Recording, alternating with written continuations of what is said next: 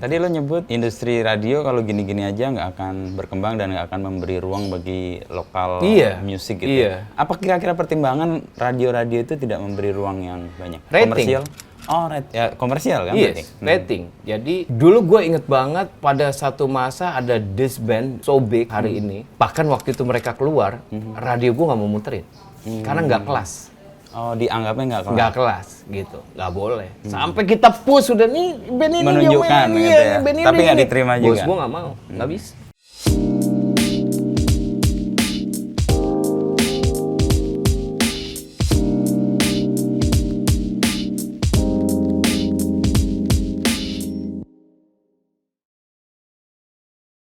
Orang bos. Tapi gue ngeliat lo istiqomah radio lah. Lo dari satu stasiun ke stasiun lain dan sekarang lo setelah nggak stasiun-stasiun itu lo bahkan membangun sendiri ya. Yes.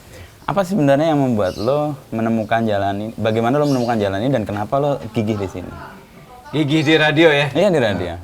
Sebenarnya dulu gue nggak pernah ngimpi untuk berada di industri entertainment ini atau broadcast ya, media gitu. Dulu itu gue ngimpinya adalah mau kayak bokap gue. Bokap gue tuh kerjanya cuma pakai telepon doang. Nelpon orang. Barang udah nyampe kayak dapat duit. Nelpon, ntar meeting, dapat duit. Enak banget gue bilang bokap gue kerjanya. Aduh, bokap gue enak banget kerjanya, menyenangkan gitu. Cuma di rumah telepon. Wah, oke juga nih. Gue mencoba sempet. Emang apa profesi bokap? Bokap gue kontraktor. Oke. Kontrak mulu dia. salah. Gak. Dia kontraktor alat-alat berat, kontraktor apalagi ada banyak beberapa inilah barang-barang lah ya, yang diperlukan sama entah institusi entah apa segala macam. Sampai gue pernah mencoba waktu gue akhirnya pulang karena Krismon dari Australia, pulang kuliah. Itu gue pulang nggak bilang-bilang. Jadi gue pulang aja gitu, karena gue kok rasanya gue kasihan ya sama bapak gue, kayaknya nih gila nih, udah menggila nih, dolar gue dari 1.600 jadi 16.000 dolar. Iya. Dolar 10 kali lipat ya. Iya, gila banget kan. Dulu gue pulang aja gitu. Sampai rumah bokap nyokap gue kaget, lah kok pulang? Iyalah udah nggak mungkin lah, nih udah segini juga, gue realistis aja lah, gue bilang gitu. Ya udah bokap gue juga nggak marah gitu. Ya udah. Terus kerusuhan, setelah kerusuhan gue mencoba untuk bantu bokap gue bekerja seperti dia. Cukur nih, belum ada nih rambut gini. Gue gak pernah gondrong sebenarnya. Cukur. Tertib ya kuliah sebagai anak. Iya, sebagai anak aja rapi gitu. Di Australia juga gue gak gondrong. Gue, meeting sama dia ke seknek, pakai celana bahan, pakai kemeja, pakai dasi. Padahal kerja di rumah, cuma nemenin dia meeting apa gitu-gitu. Sampai akhirnya terjadilah krisis moneter dan bokap gua terdampak banget gitu ya, karena pekerjaannya waktu itu. Ya udah, terus gua diajak temen gua waktu itu kerja di radio. Vena Anissa yang ngajak kemarin gua. terakhir di Motion ya. Yes. Vena Anissa ngajak gua. Lo mau jadi produser gua nggak? Katanya gitu. Hah, produser pantun. Karena dia nganggep gua kreatif. Masih Inu. Kenapa? Karena gue nipu ibu-ibu 2 komplek. Karena nipu dua komplek dianggap kreatif. Tahu gara-garanya apa? Jadi tetangga gue, which very close to me, gitu, deket banget sama gue, minta tolong. Karena di saat itu pun teman-teman gue tuh banyak yang ada di musik gitu, sound system dan lain-lain. Dia lihat itu gitu, dia tahu. Terus dia gue dipanggil ke rumahnya gitu. Mas Hari tolongin aku dong. Kenapa tante? Besok aku mau arisan gitu. Oh, hari Minggu aku mau arisan. Oh iya, tolong siapin. Aku mau nyewa sound system, dia bilang. Oh ya udah. Catering nggak sekalian? Enggak, gue juga nggak tahu. Oke, ya udah, aku ada. Ya udah, siapin lah. Gue telepon temen gue. Sound system. Mau arisan nih sound system. Udah set lah dia Sabtu. Tiba-tiba Minggu pagi gue ditelepon sama tante itu lagi. Mas Ari, ini tolong. Kenapa tante? Alatnya kurang. Enggak. Ini arisannya nggak jadi. Loh, kok nggak jadi? Ini rumahnya gede banget rumahnya dia nih. Kok nggak jadi tante? Iya, karena ada salah satu keluarga kita wafat di Solo. Kita semua mau berangkat ke Solo. Batal acara, tapi kan cateringnya udah dipesen ya, nggak bisa dibatalin. Nanti kamu undang aja teman-teman kamu makan di rumah. Gila, kan catering kayak gitu kan pasti masif ya, masif. Gue bilang, apa ya kalau supaya teman-teman gue mau datang ya gitu. Gue mikir, gue udah bilang aja. Nah, anaknya tante itu teman gue bilang, gue mau ngundangin teman-teman gue bilang lo mau tunangan ya sama cewek yang udah ada suaminya gitu. Tapi lagi masalah gitu, gue undang lah dia, iya deh gitu, gue kasih tahu juga temen gue yang cewek, gue undangin semua teman-teman tapi nggak bilang, gue bilang pas di situ dia mau kawin sama ini gitu, wah jadi gosipnya di ibu-ibu si temen gue yang cowok ini adalah orang ketiga dari perempuan ini, rame sampai semingguan diomongin di komplek, 2 komplek, sampai teman gue gerah, gue diomongin sama ibu-ibu pengajian di masjid, udah lo kasih tahu dah katanya. Apa yang benar? Iya, akhirnya gue kasih tahu, nah gara-gara itu gue kerja di Prambors, diajak Vena, disangka gue kreatif, kagak. Tapi kan bener lo menghadirkan orang yang tadinya acara sudah batal ya, dari sesuatu yang situasi duka ya, lo ubah jadi sesuatu yang gembira, itu kan kreatif sebenarnya, menciptakan sesuatu. Gue gak kepikiran itu. Iya sih. Terus Vena kontak lo karena dia denger itu, dia orang kompleks sebelah atau enggak? Dia tuh temenan sama teman gue, tetangga kita juga, tetangga gue juga. Yang dia denger itu. Iya, jadi denger dari si temen gue itu, gitu. Ya gitulah awal ceritanya. Karena itu lo dianggap kemudian punya kapasitas untuk jadi produser. Lo di-hire. Iya. Terus lo nanggapin itu gimana? Gue bilang ya udah deh, gue ke kantor lo dulu deh, Radio Prambors. Gue dulu cuma dengerin Prambors saat gue SMA, udah berangkat sekolah gitu. Selebihnya gue bukan pendengar radio. Jadi gue waktu datang ditanya sama PD-nya waktu itu, karena aku Mbak Mia Fauzia kalau masih ingat Mbak Mia Fauzia. PD-nya? PD-nya waktu itu dia tanya, lo dengerin radio gak? Kagak. Ya denger lah sekali-sekali, gue bilang. Lo dengerin apa? Gue bilang hard rock. Salah banget gue di Prambors. Saat itu kan 90-an kan beda. Gue mana tahu ya kan. Hard rock. Aduh. Yaudah lo pulang dulu deh gitu. Lo dengerin Prambors seminggu dia bilang. Lo dengerin siaran Vena sama Irfan nih tiap pagi. Iya deh. Udah gue tiap hari gue datang nih. Dengerin radio sampai seminggu kemudian gue balik lagi. Udah dengerin belum? Udah. Ngerti nggak? Enggak. Ya udahlah gue diajarin sama Vena apalah segala macam deh lah. Probation lah ceritanya. Gue ingat probation gue tuh waktu itu mau ulang tahun Jakarta, meeting gede. Gue udah masuk beberapa minggu gitu ya. Tahun berapa tuh, Geng? 99. Gue meeting gede sampai itu hari itu di mana gue dapet nama Ridaging. Oh, oke. Gitu. Tadi gue disuruh reportase ulang tahun Jakarta 24 jam, setiap jam sekali gue naik, ngasih tahu spot-spot mana di Jakarta yang rame dan bersejarah dan lain-lain, pokoknya landmark lah ya di Jakarta. Gue bilang, anjir itu gimana tuh ya? Terus gue bilang, gimana tuh? Ya udah pokoknya gimana caranya lah, pokoknya lo harus bisa gitu. Kalau lo nggak bisa besok nggak usah masuk gitu, lo nggak usah balik lagi. Gue di ultimatum gitu. Wah gimana ya? Yaudah deh. Terus nama lo ganti kata Irfan sama Geronimo Bosa waktu temen gue. Apaan nama gue kan bagus gitu, Ari Apriludi. Gitu. Nggak jualan kan? Nama lo laku. Iya nggak laku, nggak jualan, nggak menjual gitu. Gue inget tuh nggak menjual nama lo. Nama lo ganti, nama apaan? Hari daging aja loh, karena ada hari tulang siaran tiap Rabu waktu itu. Ya udah deh, gue terima aja. Cuma cara nulisnya gue waktu itu kan ya masih karon-karonnya 80-an berasa gitu di 90-an jadi DAGIENKZ gue gituin, Dagings gitu. Nah, Angga baik tuh, Angga Erlingga Pandega waktu itu baik banget sama gue. Udah lo nih, gue dikasih buku sejarah Jakarta. Lo nggak usah pergi-pergi, lo di rumah aja nih pakai ini gitu. Laporan dari Jadi gue buka buku, pagi gue sampai siang gue di kantor, siang gue pulang ke rumah. Jadi gue di rumah, jadi tiap di telepon dari studio, gue keluar rumah dulu nyari yang bunyi motor gitu. Ini gue lagi ada di sini, padahal gue baca. Gitu dari sampai jam 12 malam. 12 malam masih inut tiap jam sekali, gila tuh gue tuh. Bilang ya udah besoknya ya udah berjalan terus. Tapi tips lo yang pakai apa keluar jalan itu dipakai reporter radio sampai tahun gue. Masa?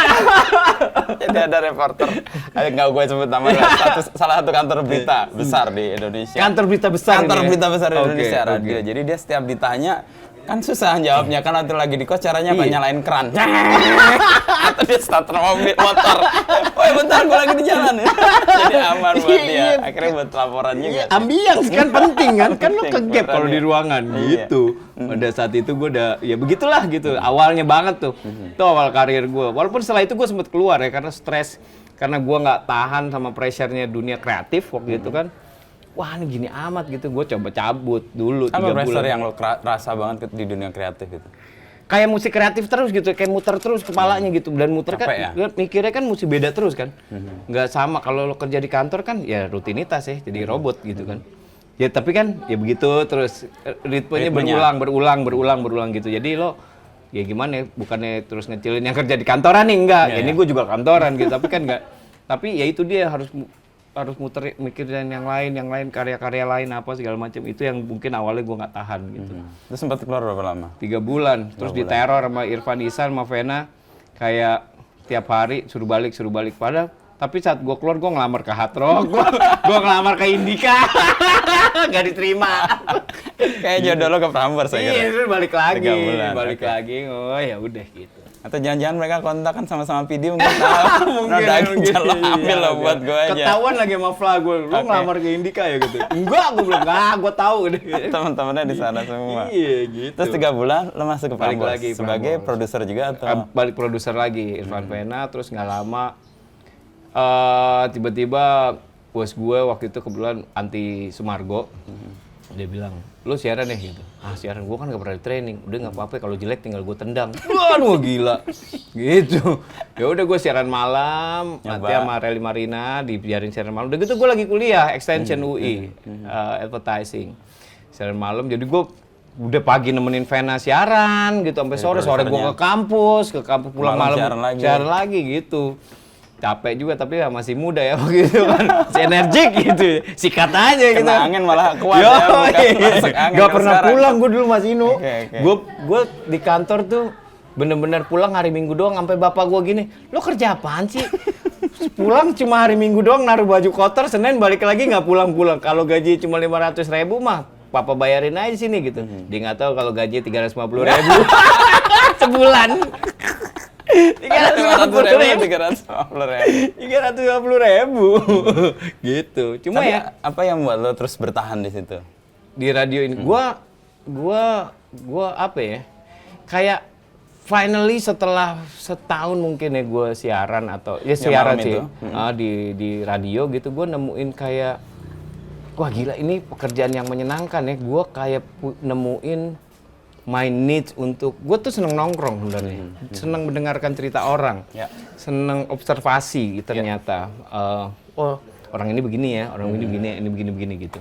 Nah itu yang membuat gue menemukan itu, plus pada hari itu juga gue bisa menemukan Prambors, apalagi hari itu ya, lagu-lagu baru yang belum hits, bahkan kita punya hitsmaker gitu, iya hitsmaker gitu. Lagu ini bisa kita jadiin dan terbukti gitu. Banyak sekali lagu-lagu yang besar di Indonesia muncul dari Prambors, dan gue tahu banget prosesnya dari awal, dari mana asalnya dan lain-lain.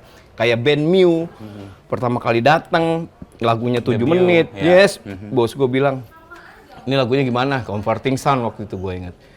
Oke, ya udah potong jadi radio edit. Kalau ini kita puterin high rotation, kalau jadi sebulan kita datengin Mew. Dan kejadian kita datengin Mew-nya, walaupun ada bom ya, nggak jadi main di Jakarta, tapi main di Bali.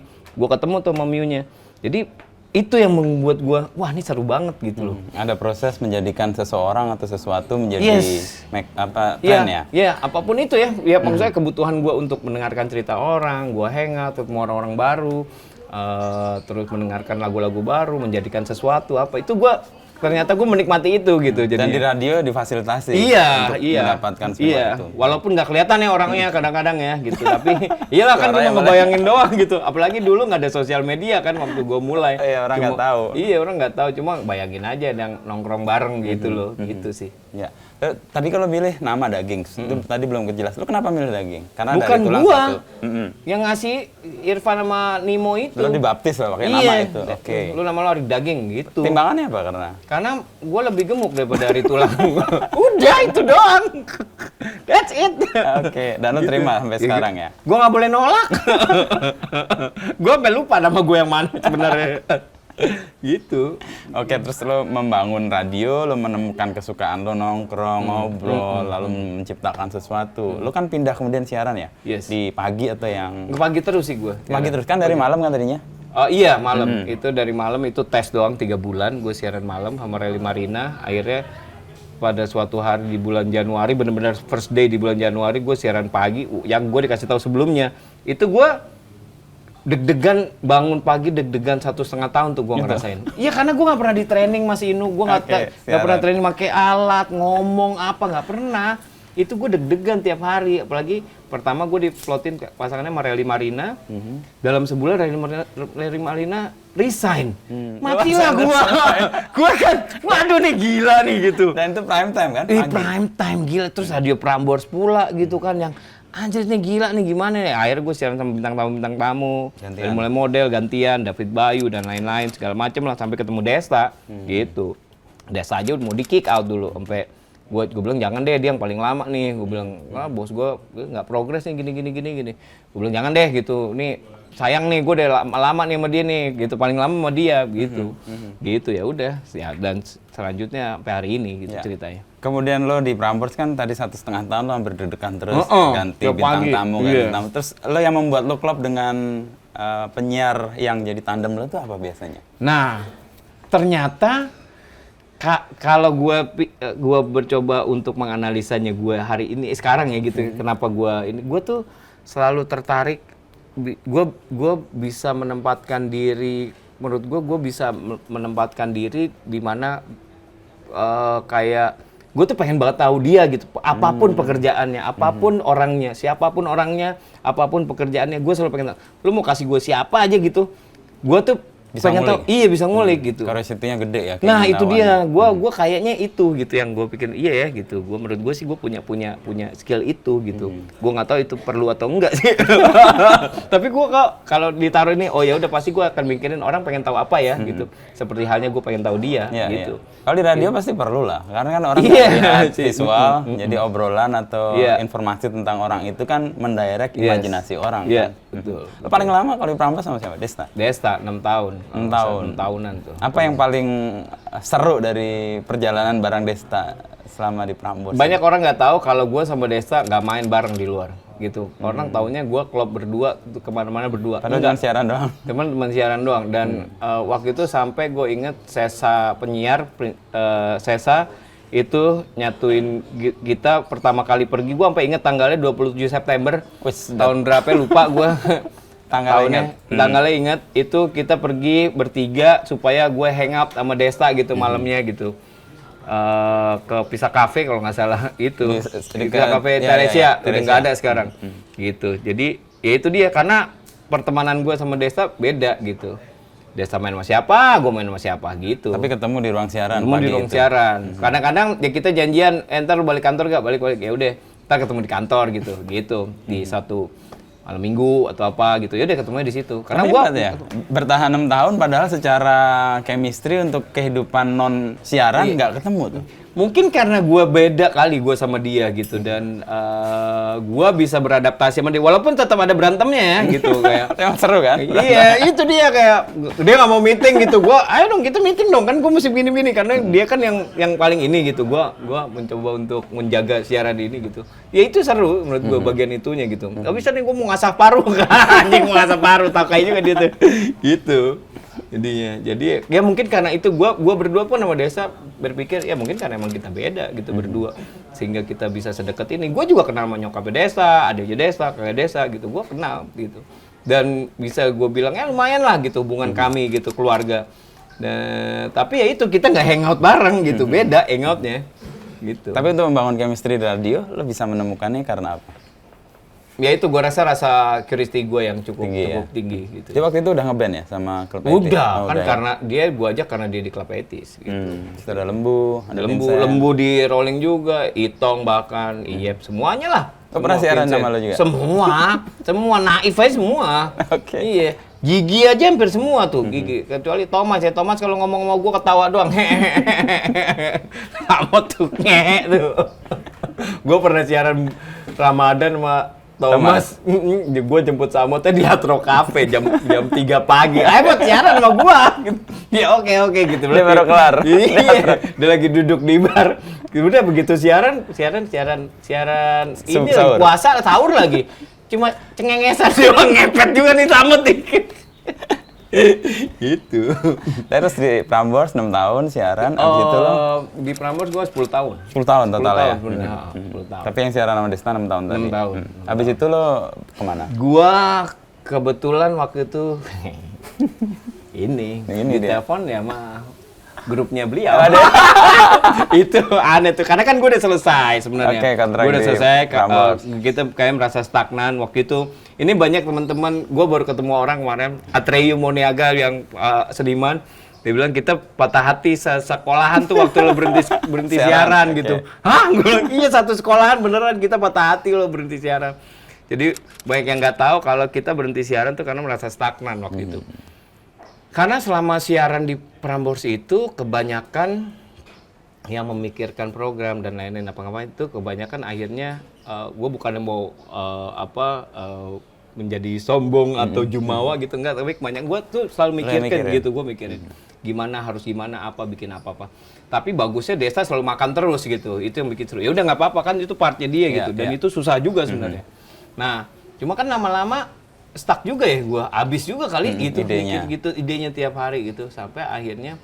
Nah, produser-produser di radio itu menurut gua jenjangnya tuh agak kurang apa ya? Kurang pas kalau di Indonesia. Karena kan yang namanya produser lo harus produce kan. Lo harus produce the show, lo harus tahu penyiarnya siapa, lo tahu lagu-lagunya, lo tahu flow-nya bagaimana. Itu namanya produser. Gua eksekutor aja nih mestinya gua sama Desta gitu. Nah itu gue nggak menemukan, bahkan menurut gue sih sampai hari ini yang namanya produser itu mesti itu begitu pekerjaannya gitu. Lo produce something gitu, lo kreatornya sebenarnya, kita boneka lo nih gitu. Eksekutornya lah ya. Eksekutornya gitu. Nah cuma yang terjadi kebalikan. Kebalikan ya. Penyiar sekaligus. Yes, menurut gue sampai hari ini sih kejadiannya gitu yang benar-benar produser di Indonesia tuh menurut gue, produser radio ya, menurut gue masih belum ada menurut gue. Gitu, so jadi kita lelah sampai bos gua waktu bilang udah lu cari orang deh terserah mau siapa ke lu bawa aja ke gua gitu. Cuma kita berdua ya namanya anak pasar ya malas gitu nyari nggak nemu gitu, ya udah kita nggak nyari juga, we gave up gitu, sempet ditawarin sama satu radio kita berdua, Desa mau berhenti aja gitu, mau break jadi penyiar, sementara gue udah mulai menemukan bahwa siaran itu, ketemu mic itu, being in the front of someone yang nggak kelihatan itu adalah kebutuhan gue. Karena gue kadang-kadang kalau malam minggu gitu lagi ngapa-ngapain tuh rasanya pengen siaran aja nih, enak nih gitu ngomong berantakan gitu ya. Kayaknya seru nih gitu. Nah itu ternyata gue nggak bisa gitu. Ya udah gue terus melanjutkan siaran, gue tempat training di sebuah radio yang akhirnya gue nggak jadi, sampai ditelepon sama grupnya. Di teleponnya aneh banget di teleponnya nih ya. Waktu itu nih sama tiba-tiba telepon gue siang. Tet gini. Halo dengan Mas Ari Daging. Iya, ini dari siapa? Ini Bimo dari Kompas Gramedia, Mas Aging. Woi, Mo, kenapa Mo? Gitu. Gua so kenal banget. Yoi. Ya kan so asik aja kalau gitu. Woi, Mo, kenapa Mo? Ada apa nih Mo? Ini. Iya, kita dari Kompas Gramedia, saya dari Kompas Gramedia mau ketemuan gitu. Tahu nggak Mas Daging punya Kompas Gramedia punya radio? Oh tahu, Automotion kan? Gue bilang. Iya, gue tahu tuh ada temen gue siaran situ. Ya gitu tuh gue exactly ngomong kayak gitu. Ya udah kalau bisa kita ketemuan kapan ya Mas Daging ya? Wah, mesti buru-buru nih, soalnya gue udah megang kontrak radio lain, gue bilang gitu. Oh ya udah kita ketemu ntar malam aja. Langsung Gunawarman. Ketemu lah di Gunawarman di satu kafe Gunawarman. Gue masuk kafe itu nggak, mana kok isinya orang tua semua. Tiba-tiba dia ngangkat tangan. Mas berkumis tebal gitu. Lu kenalan Bimo. Masih ini Bimo. Terus mama ya. Iya, gue. Waduh, sorry Mas Bimo, gue pikir lo masih muda, suara lo masih muda banget. Ini nggak apa-apa, gue sih tersanjung ini. Ini kenalin Mas Tanto, Mas Bobby, bertiga tuh. Oke. Lu ngasih kartu nama kan? Ya biasa, corporate kan ya. Proper ngasih 2 tangan. Gue nggak punya kartu nama, gue. Oke, terus gue lihat kartu namanya. Gila ini, emang Kompas Gramedia karyawannya direktur semua ya? Tiga-tiganya direktur, bos. Kompas Gramedia karyawannya direktur semua. Ketawa mereka, apaan nih, ada apaan? Dia baru cerita, dia punya radio Automotion udah sekian tahun, gini. Menarik sih gue bilang, tapi gue udah megang kontrak ini nih, gimana ya caranya? Datang deh ke kantor, besoknya gue langsung datang ke Gedung Kontan tuh. Lihat radionya. Bilang nih, begitu nyampe Gedung Kontan, coklat gitu, Automotion. Ya radio apa? Kayak kelurahan begini, gue bilang. Pagernya juga kayak gitu kan? Mana ada anjing lagi dulu, Toto tuh. Wah, kayak kelurahan nih, gak ada orang. Pagi-pagi ya? Pagi-pagi, yang penyiar pagi kagak ada, pergi. Nggak tahu kemana udah rekaman. Yang ada cuma Mas Tanto, sama Mas Ari dong tuh berdua, gue inget banget. Ini karyawan cuma berdua ya Mas Tanto? 2 tapi direktur semua. Gila, gue bilang. Wah iya nih, lagi pada izin cuti apa gitu. Datangnya Kamisan aja kalau mau. Kamisan, waduh gue megang kontrak ini, gue mesti tahan dulu nih. Ya udah Kamis deh gitu. Gue nggak tahu pertama kali gue datang ke Automotion waktu itu tuh Gedung Kontan kayak wah ini berantakan abis-abisan, ini nggak kayak radio gitu ya. Tapi gue menemukan keseruan gitu.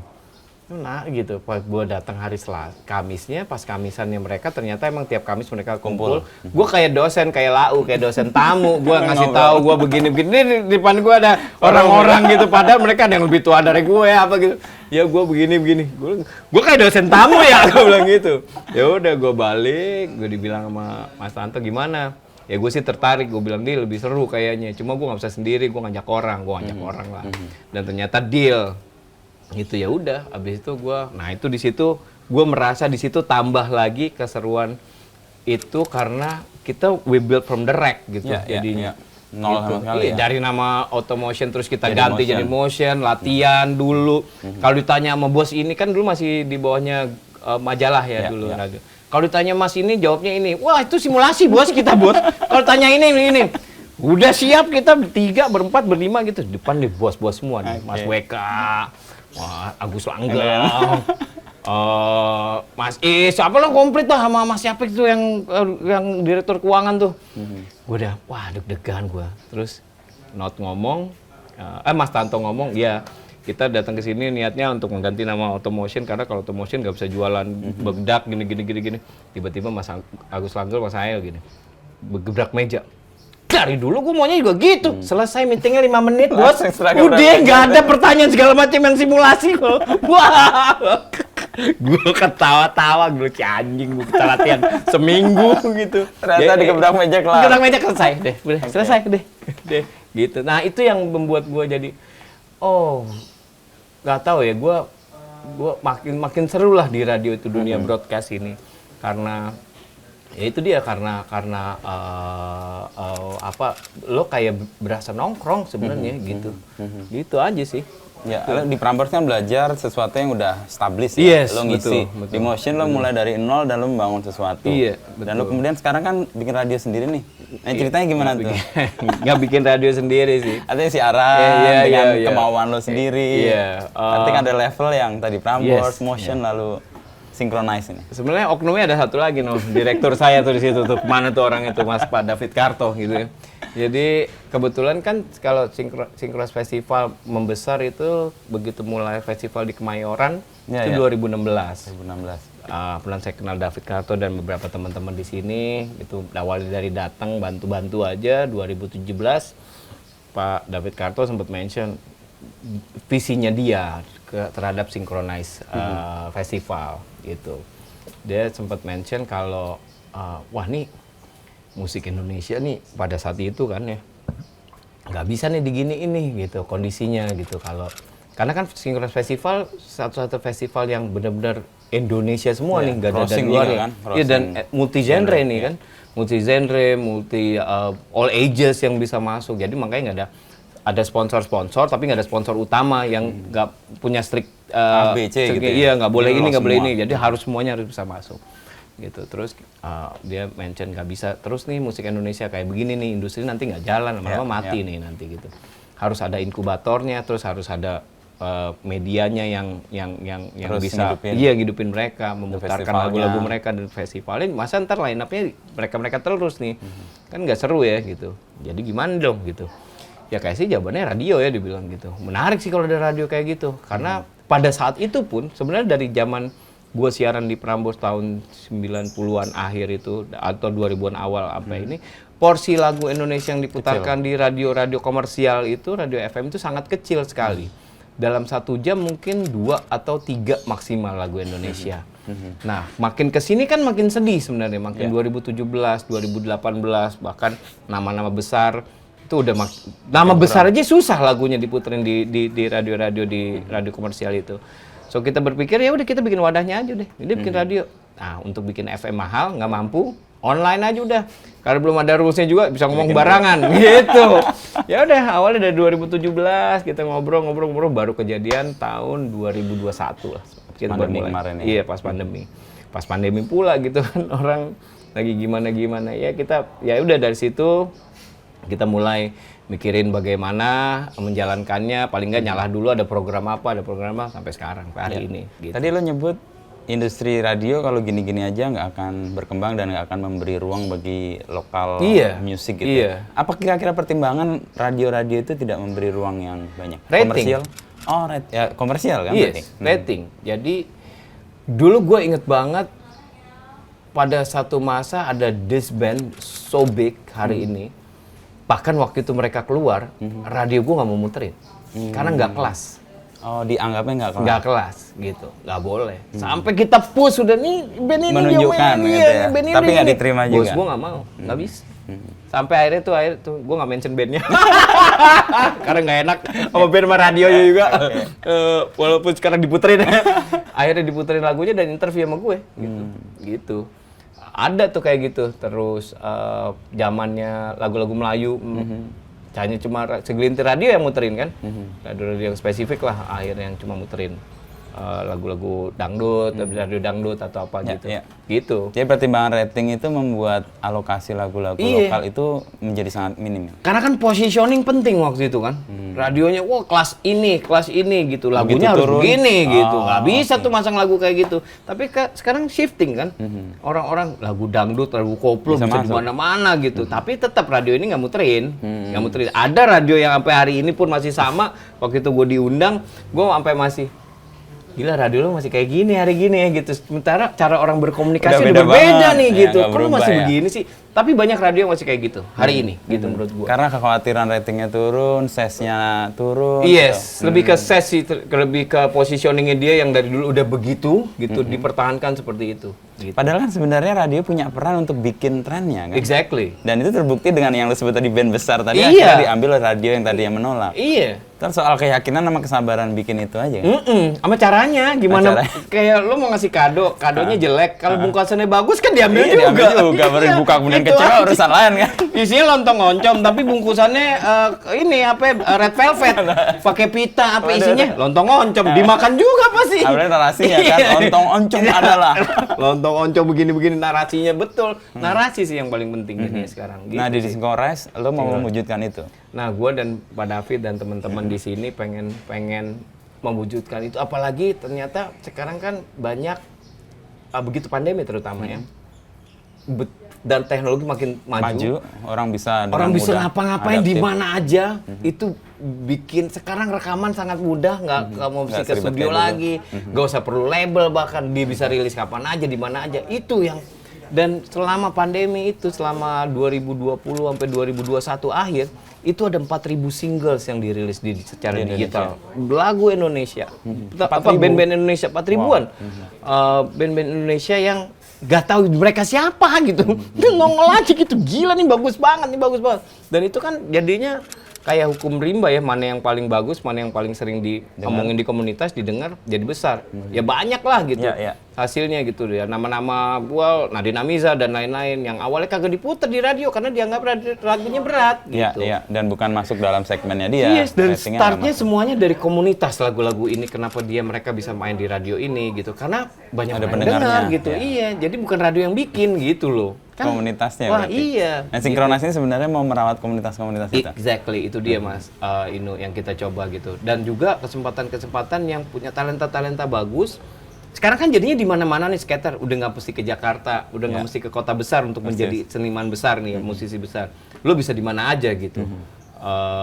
Dan itu wah jam-jam ini yang menarik perhatian kami di Synchronize untuk ya udah meraup itu ngayak itu gitu loh. Ngumpulin lalu kemudian mengkurasi, betul. Lalu memberikan ruang, memberikan kan, community-nya hidup. Iya, kita juga ntar ngasih kesempatan di Synchronize Festival, kita punya satu panggung namanya Geek Stage. Itu benar-benar khusus buat band-band baru gitu. Danila lahir dari situ dan lain-lain gitu yang panggungnya cuma 70 orang gitu. Tapi kan kita ngasih kesempatan buat mereka. Terus komunitasnya meluas dan kemudian besar. Tapi kan kalau Synchronize Festival cuma 3 hari dalam setahun. Nah, radio sepanjang hari, sepanjang tahun. Jadi 362 hari itu di ini sama radio. Terus dimampatkan di festivalnya itu dia. Dan kejadian di tahun ini kita ada beberapa nama-nama yang kita saring dari situ. Oh, sini kita mesti main nih, sini mesti main nih, sini mesti main gitu. Nggak bisa bilang ya. Masih rahasia. Sun. Dari 4.000 itu, kan tuh banyak banget tuh. Banyak. Sistem kurasinya gimana, Geng? Berdasarkan genre atau wilayah atau bagaimana mereka bermain musik? Enggak juga, jadi yang paling mudah aja. Lagunya enak apa enggak? Oh, Gitu. yang menentukan enak enggaknya kalian? Yes, Tim ini? gitu, tim ini. Mas David, Ya, lu? gua, dan anak-anak kadang-kadang anak-anak kasih Ikut tahu dengerin? gitu. Mas, lo dengerin deh. Mas, ini. Oh, Oh, oke. gitu jadinya. Jadi banyak Oh, telinga ya? Yes, gitu. Nah, itu kan dulu nggak terjadi karena semuanya berdasarkan MD kan. Ya, MD-nya kayaknya juga udah connect Iya. satu sama lain. Nah, itulah yang menarik, jadi seru. Jadi gue tuh sama satu lagi, kadang-kadang kan di generasi kita, kita yang ternyata kita sama, itu ada yang bilang, banyak sekali teman-teman kita yang, musik zaman sekarang sih apaan sih, 90-an lah, terbaik lah, gini-gini. Yang udah stuck gitu di situ seleranya. Gak mau move on gitu, gak mau dengerin Jason Ranting, gak mau dengerin KPR, gak mau dengerin Nadine Amiza, apa sih, tapi mereka belum denger aja kalau nih mereka bagus-bagus, nggak mau dengerin bara suara gitu. Kan bagus juga gitu. Udah stuck dengan si apa-apa nama-nama lama gitu. Nah, gue punya kebutuhan untuk mendengarkan materi-materi baru itu ya. Iya, gitu. Jadi PD atau para radio yang tadinya menjadi kuasa untuk memutar lagu-lagu itu punya andil juga untuk membuat stuck musik cuman kayak gitu iya. aja. Nggak berani gitu, nggak berani Resikonya untuk breakthrough. bisnis ya? Resiko bisnis soalnya gitu. Ya kita juga beresiko untuk akhirnya nggak ditengok sama sekali juga bisa gitu. Cuma ya udahlah, we're doing it anyway gitu loh. Tapi kan basis community-nya itu paling tidak menjadi kekuatan kan? Yes. Real kan malah Betul. justru lo bisa menghadirkan seseorang yang audience community-nya gede dan lo bisa munculkan di festival-festival itu. Nah ini gue dulu diajarinnya, itu kan tergantung juga dari orangnya Mas Ino. Mungkin gue bisa bilang, gue penyiar radio yang bergaulnya kemana-mana. Gue kenal teman-teman metal, teman-teman jazz, teman-teman pop, indie dan lain-lain. Karena gue kemana-mana, karena itu tadi gue pengen tahu pengen taunya gitu. Iya. Jadi gue pernah diajak ngisi vokal Dead Squad. Oh iya? Iya, ngisi vokal albumnya Dead Squad. Rock yang paling ujung ya? Metal. Sampai gue temenan ngisi apalah segala macam gitu-gitu. Tapi ya itu dia, karena gue berusaha ada di komunitas ini, pengen tahu. Karena kan buat gue itu bahan siaran kan. Persis. Kalau gue nggak begitu, lo siaran gue nggak. ya? Nah itu dia, gue nggak punya apa-apa gitu. Gue bergaul di dunia kesenian gitu. Wayang, Dalang sama presiden. Iya, sama Jancuk Batejo gue sampai sama beliau gitu. Ya itu dia, karena gue punya ketertarikan, kalau wayang gue punya ketertarikan khusus dan punya kesedihan khusus sama wayang itu sampai hari ini. Kesedihan, nggak ditengok orang, nggak didengar. Utamanya itu.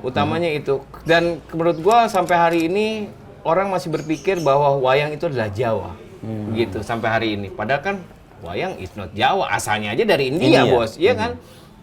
Cuma di daerah-daerah lain, di negara-negara lain punya wayang gitu. Cuma kan karena besarnya memang Di Jawa karena dipakai buat syiar agama waktu itu sama Wali Songo. Dan juga waktu itu wayang itu kesenian yang khusus buat keluarga kerajaan saja gitu. Tapi kan kesini enggak. Kalau dulu ada media-media yang bikin seru wayang itu menjadi pop kultur kayak Era Kosasi. Ya. Dan lain-lain, tapi kayaknya Indonesia berhenti komik wayang itu di Era Kosasi. Walaupun ada usaha-usaha ya yang lainnya, cuma nggak tahu kayak belum nemu aja gitu. Nah, karena waktu itu gue diundang ke satu sekolah, waktu itu gue udah mulai nulis wayang. Sandiwara Radio Wayang gitu. Gue diundang ke satu sekolah, kelas 2 SD, 3 kelas, gue tanya ke mereka gitu, ada yang tahu Gatot Kaca nggak? Ini Gatot Kaca paling common lah ya, kalau kita kan dulu Gatot Kaca, wah otot kawat tulang besi, kalian tahu lah ya, karena kan dulu di majalah ada, di apa ada, gitu. Komik ada, dikeluarin di media-media mainstream mengeluarkan itu gitu. Ini yang nunjuk 5 orang dari 60 orang, kan sedih gue. Wah gila, masa nggak tahu sih Gatot Kaca? Gue keluarin gambar ini Gatot Kaca, wah tapi gue keluarin yang fan art, yang bikin mecha, yang bikin apa-apa, ini di Gatot Kaca, wah seru-seru, ini tuh Superman, begini-begini Superman ini. Nah itu gue dari situ mulai punya keinginan buat bukannya mendalang ya, tapi memperkenalkan kembali wayang lewat apa yang menurut anak-anak ini menarik gitu, bisa menerima gitu. Jadi kan nggak bisa caranya yang sangat tradisi banget. Tapi kan niatnya adalah melestarikan tradisi ini Persis, gitu. ya, Cuma ya. kan nggak bisa dengan cara seperti ini gitu. Jadi lo mau masuk pakai pintu anak-anak itu Yes. untuk dapat konten yang lo mau Yes. sampai ya. Dan gue pun nggak berusaha untuk memelintir cerita, pakem dan lain-lain dari tokohnya kayak apa mestinya. Yang nggak gue pelintir ya begitu. Cuma gue bedain kayak awalnya gue masuk oleh bapaknya sebenarnya. Kan as a dad, as a father, sebagai bapak pengen ngajarin ke anaknya, ya kan? Gua kita bikin wayang orang rock di tenis indoor. Itu band-band banyak yang mau ikut. Itu salah satu bucket list gua untuk bikin satu pagelaran wayang pakai hologram apa segala macam canggih lah pokoknya. Itu dengan lagu-lagu rock dan lainnya itu masuk dari bapaknya supaya Juga anaknya suka, iya gitu. Jadi bisa lewat itu waktu itu. Canggih, bapaknya sih tertarik, tetap aja anaknya berat. Wah, miss nih caranya ada mesti dibenerin lagi Harusnya nih. emaknya. Gitu. Iya, mestinya emaknya ya. Salah mesti bikin Ya drama purchasing power kan emak ya. Iya, salah gua gitu. Tapi cukup berhasil menurut gua. Ada beberapa teman-teman yang juga pengen bikin lagi. Ya itu dia ternyata bikin pagelaran seperti itu di Indonesia kan tidak murah. Tidak murah dan dukungan-dukungan itu kan biasanya terjadi bisa alasan terbesarnya karena kamu adalah siapa gitu. Itu yang mempermudah kamu dapat dukungan kan sebenarnya. Kamu adalah siapa nih gitu. Di saat gua masuk ke tradisi berusaha untuk bawa gitu, gua siapa gitu nggak ada yang tahu gitu. Terus gua juga diajakin lagi sempat bikin sama Mas Tejo waktu itu Jiwo Tejo, gua satuin sama Mata Jiwa. Itu lumayan seru tuh di mall waktu itu Mata Jiwa. Itu gua masih kenapa Mas Tejo yang gua pilih waktu itu karena menurut gue Mas Tejo tuh sangat bisa blend in ke anak muda gitu sampai hari ini gitu. Dengan wayang dan Dengan segala macam apalah dia itu dengan kata-katanya tentang kasih sayang apalah cinta-cintaan itu. Gitu. Wah, he's the best. Gua makanya sama Mas Tejo gua selalu seneng gitu sama dia itu. Gua cukup klop sama dia gitu. Gua juga pernah beberapa kali ikut pagelarannya dia juga pernah gitu. Jadi menyenangkan lah buat gua sama Mas Tejo itu. Jadi kesenian, wayang, community itu bagian dari lo untuk belanja gagasan, lalu kemudian lo curahkan di radio itu dan audiensnya bisa lo istilahnya ajak berdiskusi dengan keresahan lo, mimpi lo dan sebagainya. Bener gitu. Ya semuanya sih termasuk juga ya bersepeda itu gitu. Bersepeda juga gitu. Ya lo salah satu yang agak gila sih dalam bersepeda. Enggak lah, kagak biasa aja. Kembali. Kagak biasa aja. Biasa aja gimana? itu, Bos. Kalau kegembiraan lo bersepeda mulanya gimana? Atau ya iseng aja untuk kesehatan atau? Mulanya tuh Gedung Kontan mulanya. Oh iya, lo ke Kan kantor. Kompas Gramedia punya komunitas Iya. KG Cyclist Betul. waktu itu. Jadi waktu gue pindah ke Gedung Kontan itu ke Motion itu memang gue lagi memperhatikan, wih di luar negeri udah mulai nih orang kerja naik sepeda nih ya. gitu tahun Back to 2007 kan. Dan di Jakarta juga nih Mulai muncul. Back to work mulai muncul walaupun dikit ya. Jadi Gedung Kontan kan kantor wartawan ya kayak di Jalan Panjang dan lain-lain lah ya. Palmerah Gedung juga, Merah ya. Palmerah gitu ya. Ada kamar mandi yang bersih kan. Kamar mandinya banyak semua air hangat tuh. Bisa air hangat. Waduh, mantep nih kantor. Gua bilang langsung. Itu hari kedua gua kerja di Gedung Kontan. Resmi ya pas kedua. Gua waktu itu masih punya supir ya, masih lumayan kaya waktu itu. Lumayan. Masih lumayan kaya. Gua bawa dia ajak dia ke toko sepeda di Skadarsyah. Gue beli sepeda lipat, gue suruh pulang. Pulang. Gue bawa. Terus gimana? Naik sepeda gitu. Yakin Mbak gitu. Yakin dia pulang dia. Gue langsung tuh dari situ ke Gedung Kontan nanjak Simpruk dong. Oke, tahu. Wah, gue pakai jeans. Pertama kali setelah berpuluh-puluh tahun tidak sepedahan, terakhir gue sepeda SMA, itu gue ke kantor, itu gue becek pakai kolor-kolor, Bos. Itu, waduh, Simpruk nih gila nih. Ya nanjak ini kan. Mana siang-siang lagi gue jam 10.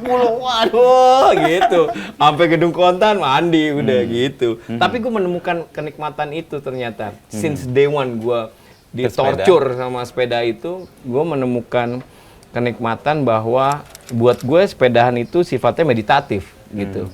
Dan karena gue punya kesenangan memperhatikan, gue seneng tuh merhatiin segala macam. Rasanya tuh buat gue kayak bisa nyentuh angin gitu. Angin bisa gue pegang gitu. Karena sepedaan. Karena lambat, karena ya? pelan gitu. Karena pelan.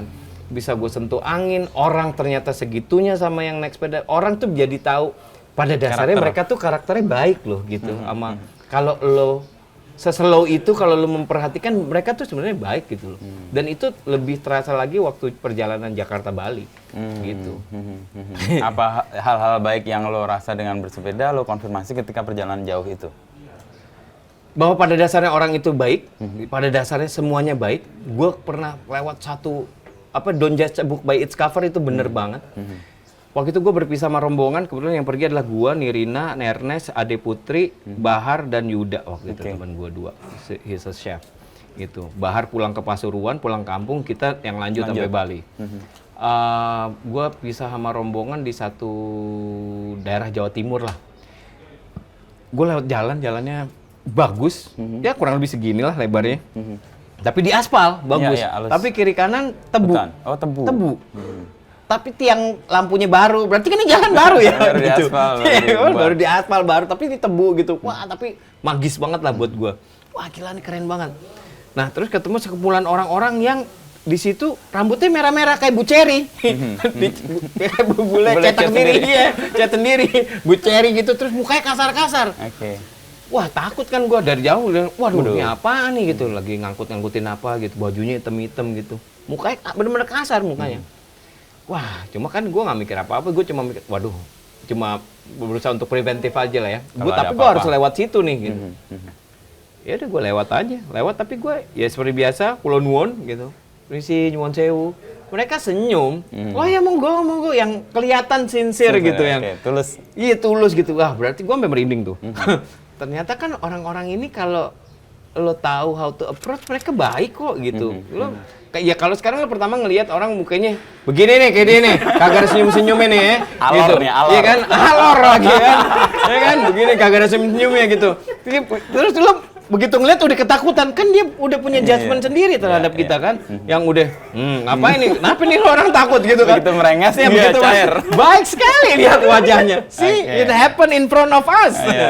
Kayak gitu. Ternyata gue bisa menemukan itu dan ternyata emang ya kalau dibilang orang Indonesia baik ya baik emang gitu mestinya. Pada dasarnya manusia tuh baik kok gitu. Gak ada yang langsung jahat gitu kalau emang udah niat dari pertama baru gitu. Lain ya different story gitu menurut gue. Jadi gue menemukan kesederhanaan itu yang paling banyak gue belajar bahwa gue tuh hoarder anaknya Mas Inu. Gue ngumpulin sampah, kantong plastik juga gue kumpulin gitu. Dus segala macam tuh apa yang entah gue nggak perlu gue kumpulin. Posesif deh. Yoi, sampai akhirnya begitu gue sampai rumah gue buka lemari, jadi baju gue banyak banget ya gitu. Padahal selama perjalanan 12 hari itu kaos gue cuma 4. Dan itu cukup. Dan itu cukup ternyata. Akhirnya lo berubah. Lemari lo bongkar? Iya, yang gue akhirnya menyesal ya ternyata kaos-kaos band itu ternyata mahal kalau si anjing gue kasihin ini kasih gitu penuh ya sialan sekarang mahal bete gue itu doang yang gue menyesal. Tapi kan lemari longgar karena pengalaman meditatif bersepeda tadi itu sih. Dan lo kemudian menjalani itu terus menerus, apa kegembiraan yang lo buat atau yang lo dapat dari sepeda? Menurut gue sama seperti siaran, akhirnya membuat gue itu menjadi kebutuhan buat gue untuk relaksasi, buat gue nyebutnya untuk jadi manusia gitu, nyebutnya supaya lo jadi manusia. Lo di saat lo punya keinginan lebih, lo punya apapun yang lebih itu, ketahan karena itu jadi lo bukan manusia tuh gitu, buat gue gitu. Lo harus balik lagi tuh ke basicnya ke rootsnya. Iya, makanya begitu gue ditawarin, "Geng, naik sepeda dari Lampung ke Jakarta." Oke. Sendirian. Oke, siap. Gitu. Sendirian udah sikat aja udah gitu. Karena lo dibantu untuk kemudian menemukan dasar-dasar roots tadi ya, soal value gitu. Dan sebagainya. Bener. Ya, dan itu terjadi lagi kemarin di jalanan dari Lampung ke Jakarta ketemu. Gue tahu, wah Lampung tuh orang Jawa semua ternyata ya. Gue ketemu di jalan yang sepi, tiba-tiba mas gue berhenti gitu. Dia bisa nawarin air, dua bapak-bapak nih. Banyu mas gitu. Gue orang ngomong Jawa gitu.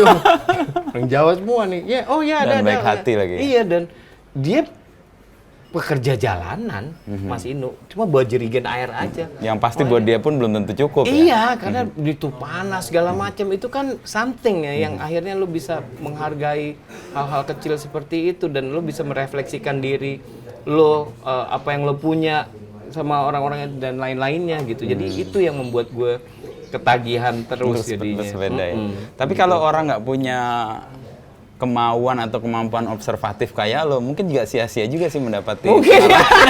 Lo kan mendapati itu kan lo berpikir kan, mencermati. Kalau orang sepeda lempeng aja mungkin capek juga kan. Iya. Itu ya terjadi, tergantung niatan sepedanya. Iya. Kalau gue jadinya bener, Iya. dan ini selalu jadi pembahasan, wah lu gila gitu. Tapi menurut gue tergantung dari orang cara memakai sepedanya sih. Kalau lo bersepeda untuk speed, lo nggak akan menemukan itu. Karena kan lo selalu berusaha kenceng-kencengan kan, jadinya. Lo nggak menemukan tuh yang kayak gitu. Untuk speed ya? Iya, untuk speed. Lewat lah. Lo sama kayak motor, jalannya gimana? Kalau bisa ngelebihin. Kalau bisa lebih, 200 kalau bisa naik sepedanya. Lo gila. Gitu. Jadi nggak nemu. Jadi kalau gua kan menganggap sepeda itu ya alat transportasi aja. Seperti halnya motor, mobil gitu. Titik-titik lain. Lo tadi meditatif. Yes. Melambat. Betul. Megang angin anjir. Kayak megang angin. bener. Mas, ini ada satu kejadian yang kayak kita Jawa ya, diajarin untuk Pulau Nuwun kalau kemana-mana. Nemu pipis Tempat aja kita baru, suruh ya. numpang-numpang kan. Numpang-numpang anak jin mau pipis gitu kan. Gue jadi selalu begitu ya, kan selama perjalanan kita lewatin beberapa alas atau ya. hutan lah ya. Ya, dianggap angker Yes, atau keramat gitu ya. Anggapannya selalu Ya, begitu kan untuk hutan itu. Jadi gue setelah alas Roban, bukan alas Roban, ini udah Jawa Timur. Kemudian kita akan lewat alas apa gitu. Sebelumnya Pak Diari Lasso, dia bilang WhatsApp gue, wah lo bakal lewat SD gue nih yang ini gitu. Pokoknya menuju ke situ. So, lewat dari jauh udah kelihatan nih hutannya, alasnya. udah mulai nih kanopinya Rimbun, nih, gitu, udah mulai gitu tuh dari jauh, wah gitu. Cuma sebelum ini angin lagi kencang banget Mas Inu. Ini gue merinding lagi nih. Iya. Angin lagi kencang banget ke depan gue. Cuma gue setiap kali masuk hutan pasti gitu. Walaupun siang ya gue masuknya, Kulon Nuwun gitu.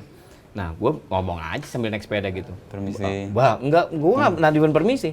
Bah, kalau mau bantuin anginnya jangan dari depan dong, Bah. Jangan dari samping.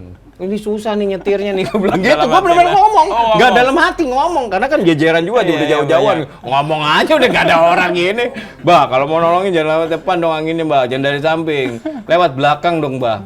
Kelar gue ngomong itu, anginnya dari belakang. Des, pas bener masuk hutan itu, pas masuk kanopi itu, des. Gitu. Itu iya gue sampai gue nangis Mas Ino, gue matur suwun Bang, nangis gue. Matur suwun Bang. Bener berindang air mata gue. Pengalaman Itu kan spiritual kan jadinya buat gue. Gue anjir gila apaan nih gue. Gue udah gak mikir gitu lagi sih, tapi wah, nah ini Pak David Karto. Halo, Mas bikin David. Synchronize Radio. Diobrolin tadi dikit. Soal Synchronize dan idenya bagaimana tuh dia community presidennya. membangun Gitu. lokal music. Iya. Biar punya tempat. Di radio sebelumnya kan nggak dikasih ruang. radio sebelumnya. Semuanya pasti punya batas dan keterbatasan. Betul, Mas David. Tapi di radio yang sebelah sana pakai AC. Pakai air panas mandi. Di sini nggak ada. Nggak ada.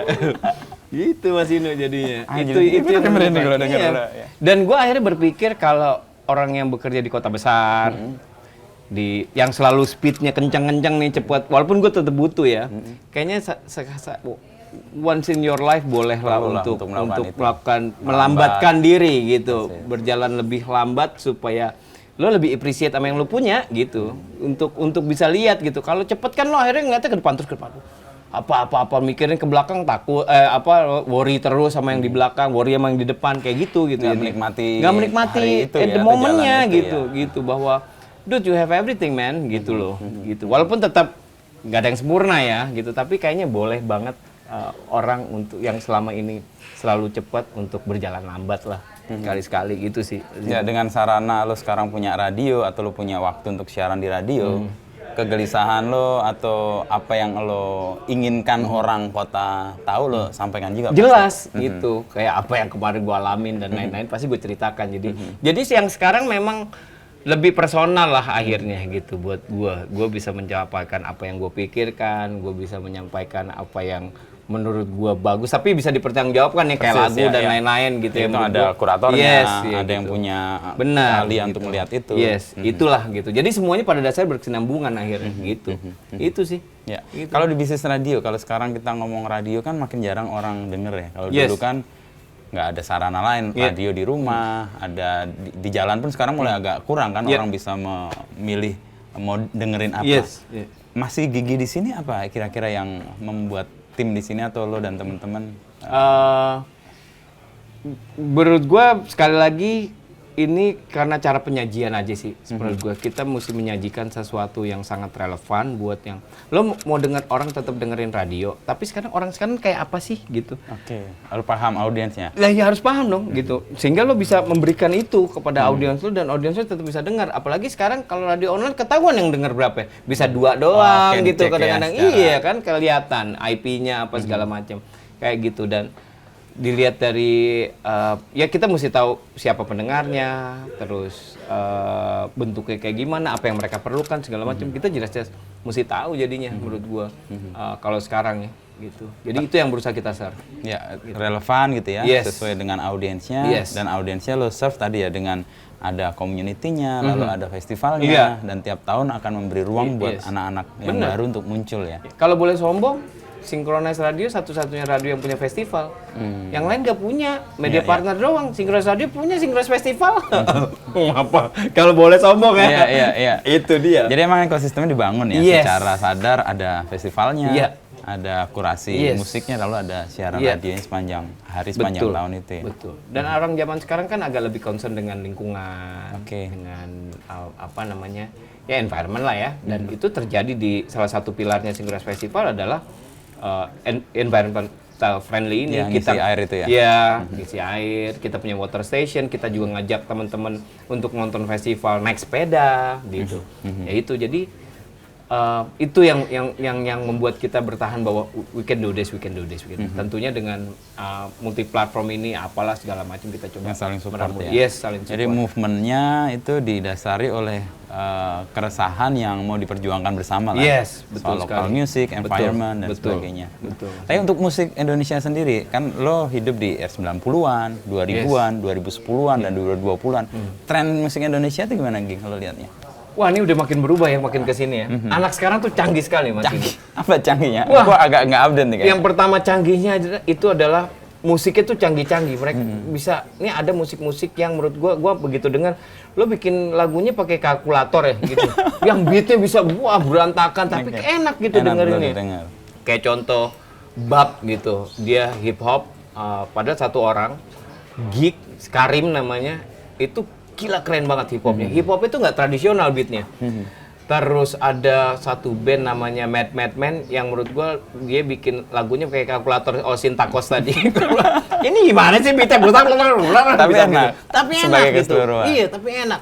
Terus yang muda-muda jazz kayak Daniel Dionysios yang anjir ini keren banget jazznya. Dia bikin satu album dalam 1 hari. Satu album. Satu hari nggak berhenti tuh mereka rekaman. Terus kita menemukan, terus ada juga yang sangat kedaerahan, tapi tetap ada modernnya. Tes universalnya ya? Yes, kayak Lorju dengan musik rock pesisirnya, menurut gue Madura. surf rock, dengan bahasa Madura, itu gue lagi seneng banget yang gitu-gitu. Sianta Rap Foundation, dia nge-rap beat Sumatera Utara, pakai alat musik Sumatera Utara, alat musik Batak, sulingnya, terus apanya, itu dia nge-rap. Pakai bahasa oke. Batak, keren banget. Dan itu banyak skater Mas Inu, itu yang gua Kekayaan yang Yes. tumbuh ya. Dan itu nggak ditengok, gila itu mestinya. RRI mestinya lebih nengok itu Iya, mestinya. karena dia punya tanggung jawab Dia punya sebagai tanggung jawab yang mencerdaskan bersatukan. kehidupan bangsa. Ada di UUD 45. Iya. Gitu. Jadinya, wah, yang kayak gitu-gitu yang sekarang kita nemu yang wah gila, gua sampai amazed sekali sama. Dulu yang sebenarnya muda-muda. ada kan, tapi sekarang lebih banyak ya. Kayak dulu kayak ada Juki itu sama Ada, Jogja Hip Hop ada. Foundation, Yes. Betawi Rap itu kan Betul. ada. Nah, sekarang Si makin Ojan. luas. Sekarang makin luas dan di mana-mana. Di Kalimantan ada band punk, melodic punk, primitif Mangkinus, bahasa Banjar. Oh, Pakai main pakai saping, apa gitu namanya lupa gua. Itu keren banget. Keterlaluan kerennya menurut gua. Ada yang metal dengan bahasa daerahnya dan lain, dan itu yang membuat gua akhirnya untuk rasanya kayak bukannya kita merasa bertanggung jawab untuk memperkenalkan ini, kita punya rasa untuk, dude, ayo come on lo dengerin ini, kita punya rasa untuk membagikan ini gitu, Iya, punya iya. rasa tanggung jawab lah bisa dibilang gitu, untuk membagikan ini ke, lo Semua mesti dengerin orang. ini gila nih, Jangan keren itu banget. doang, Iya. yang ini juga banyak gitu Iya, ya. ini tuh keren banget loh gitu. Dan terjadi kalau gue lagi kemana-mana, gue kayak kayak salesman jadinya. Lu dengerin ini, lu dengerin ini. Ini kan tadi dengerin barusan ini. lo Gitu, kan kayak cerita barusan semua gitu. ya. Itu kayak Itu gua kan bercerita. pengalaman karena mendengarkan dengan intens apa yang Yes. terjadi di skenanya Betul, kan, di betul, lingkungannya ya. Betul. Nah, itu yang terjadi sekarang gitu. Itu wah. Ini trennya karena juga berkembang karena keinginan orang tumbuh dengan lokalitas itu juga berkembang atau memang Karena beda teknologi sendiri? sih. Teknologi. Karena teknologi makin canggih, Canggih. makin mudah, canggih dan mudah ya. Ada dua. Kalau canggih dan mahal kan susah, nih. Ya. Ini canggih dan mudah. Affordable juga ya. Affordable. Lorju rekaman bikin lagu, rekaman 80% pakai handphone.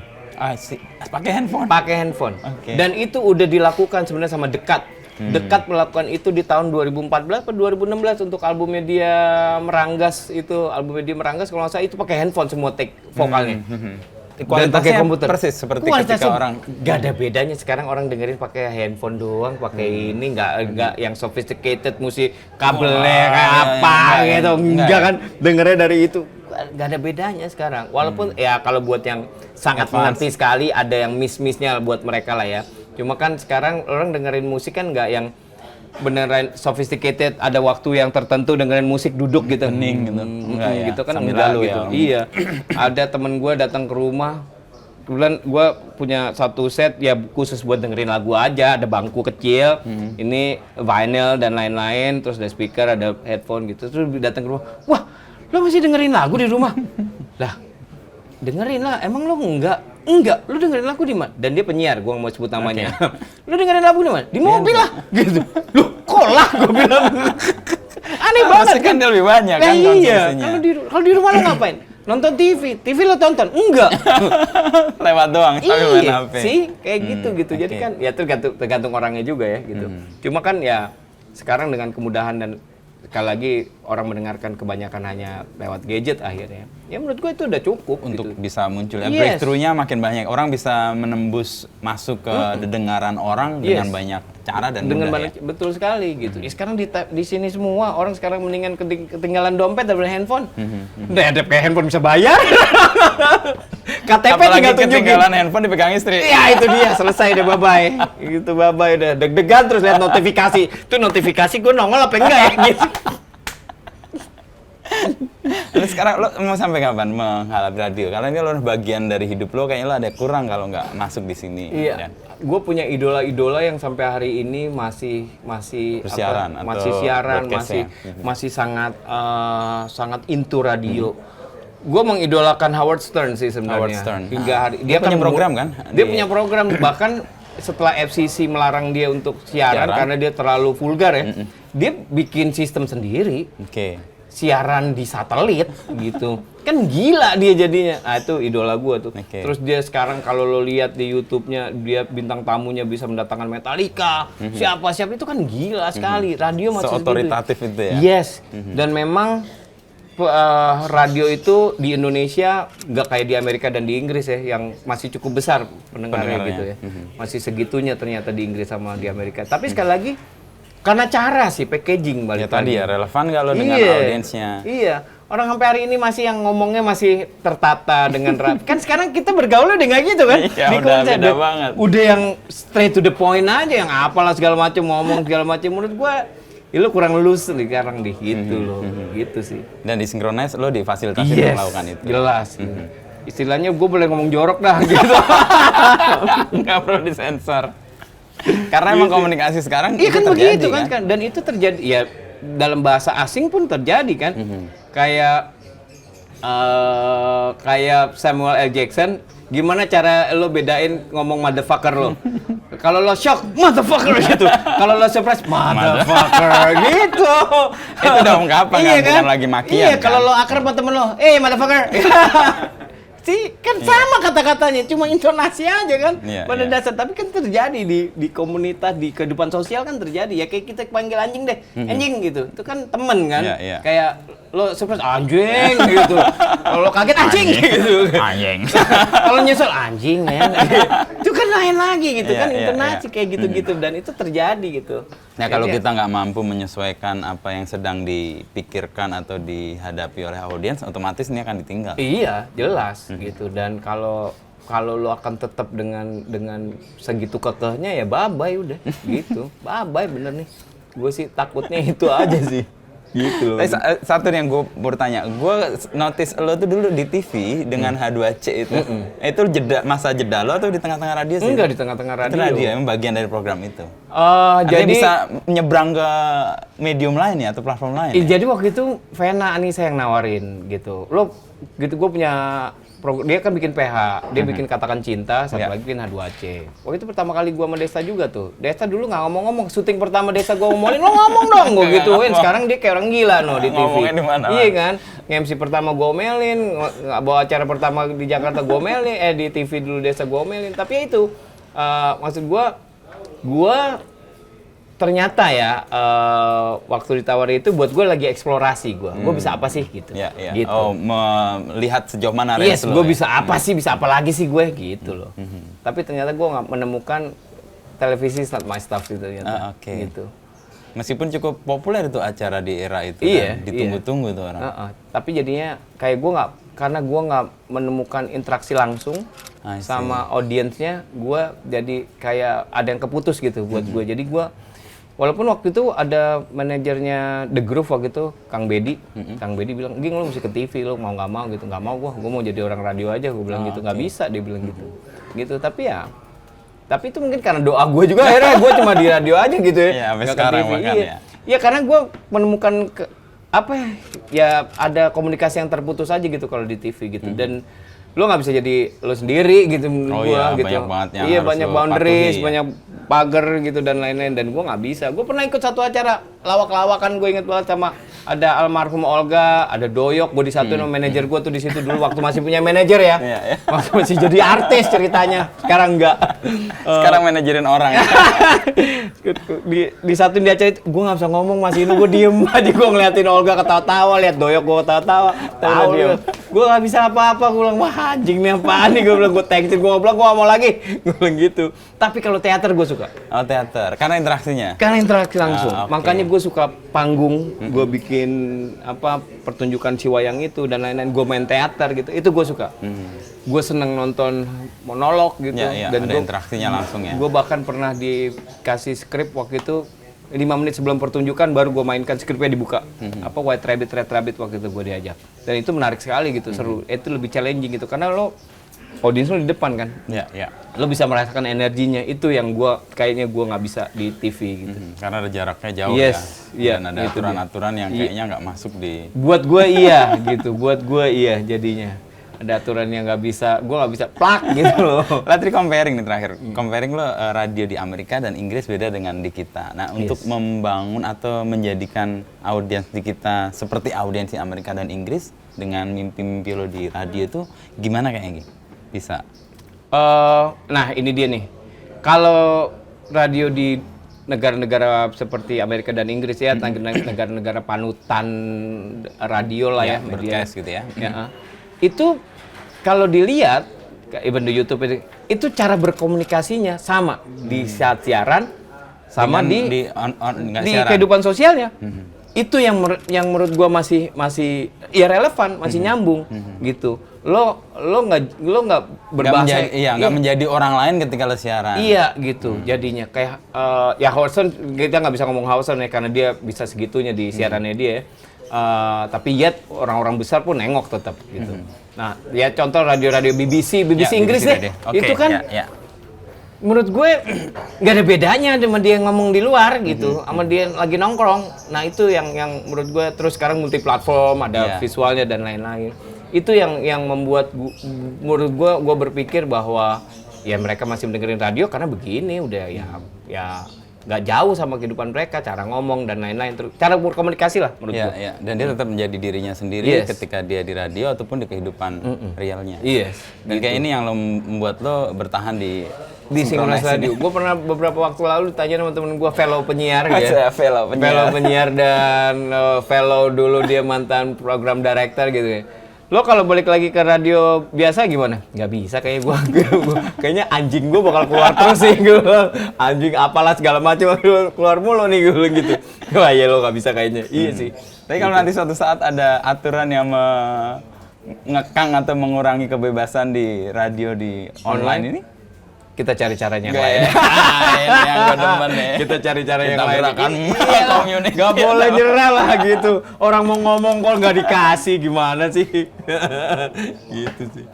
Oke, gengs. Nah, sejam nih udah. Wah, nggak berasa ya? 3 kali merinding dari Tapi gue sepakat soal sepeda itu. Meditatif dan Iya kan? membuat kita lebih appreciate apa yang kita terima dan hadapi saat itu. Betul. Nggak khawatir masa depan, Iya. nggak menyesal di masa lalu. Menurut juga. gue lo lebih dalam sepeda daripada gue. Lo lebih dalam daripada gue. Kalau lo tuh kemana-mana ya sepeda lipat, ya fiksi, ya apa. Iya kan foto dengan Nggak sepeda usah. dan jersey. Gue nggak pernah. I don't do jersey. Kecuali badan gue udah segitiga dari belakang.